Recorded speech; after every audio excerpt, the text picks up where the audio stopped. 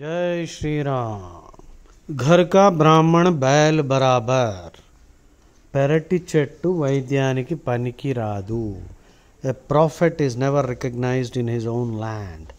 Never cast pearls before swine.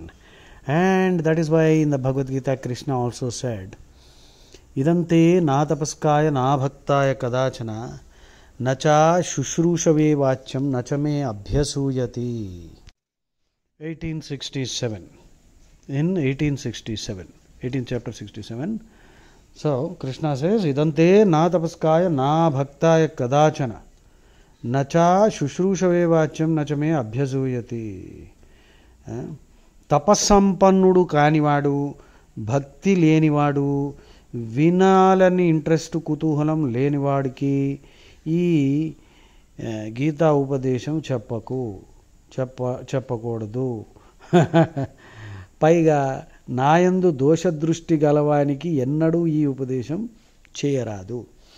అసూయ, సంస్కృతంలో అసూయ అంటే finding fault even in the good. మంచిలో కూడా తప్పులు కనిపిస్తాయి. శ్రీకృష్ణుడి మీద విమర్శించేస్తూ ఉంటారు.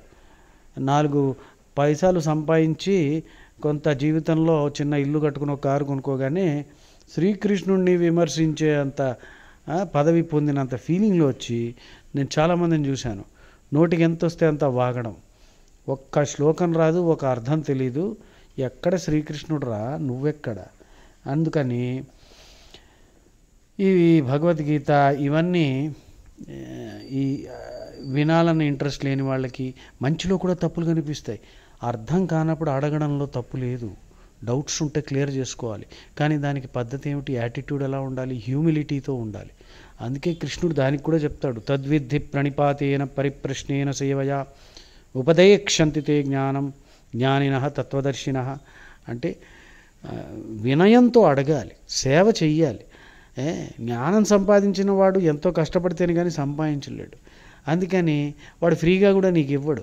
కొంత నువ్వు ఫ్రీగా ఇవ్వడానికే ఉన్నారు, కానీ అంటే ఆ వినమ్రత లేకుండా నాకే అన్నీ తెలుసు అన్న యాటిట్యూడ్లో ఉన్నవాడికి ఎవడు జ్ఞాని కూడా జ్ఞానం ఇవ్వడు.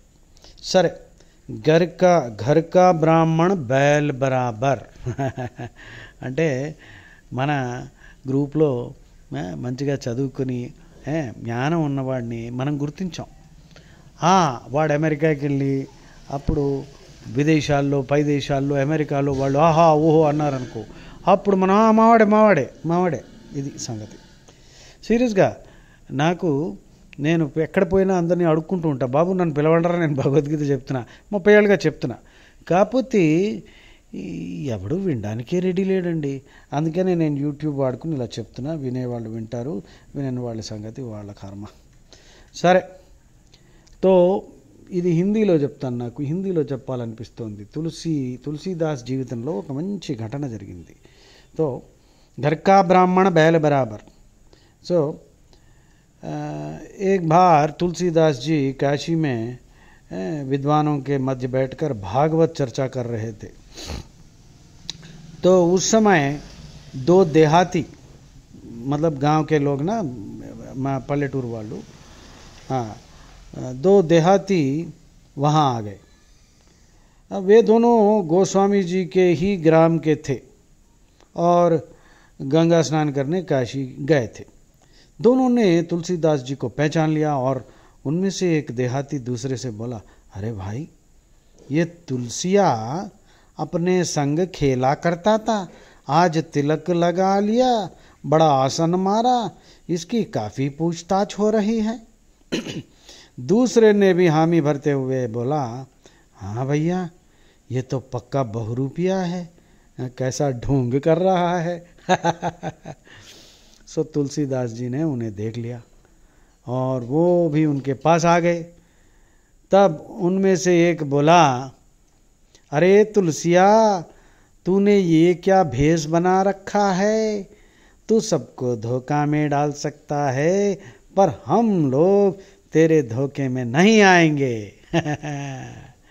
तो तुलसीदास जी ने उन दोनों के गंवारापन पर मन ही मन मुस्कुराए और उनके मुंह से ये दोहा निकल पड़ा, तुलसी वहाँ न जाइए जन्मभूमि के ठाम, तुलसी वहाँ न जाइए जन्मभूमि के ठाम, गुण अवगुण चीन्हे नहीं, गुण अवगुण चीन्हे नहीं, लेत पुरानो नाम। उन्होंने जब दोनों को इस दोहे का अर्थ समझाया तब कहीं उन्हें विश्वास हुआ कि तुलसिया तो महात्मा बन गया है।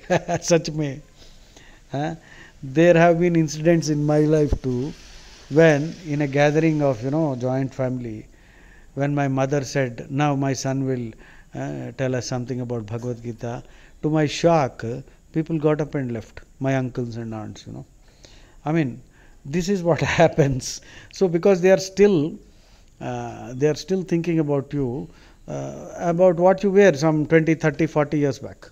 So this is the problem with people, so don't worry. It's all right. Always talk about Bhagavad Gita only to those people who are true bhaktas and who want to sincerely know. Jai Shri Ram.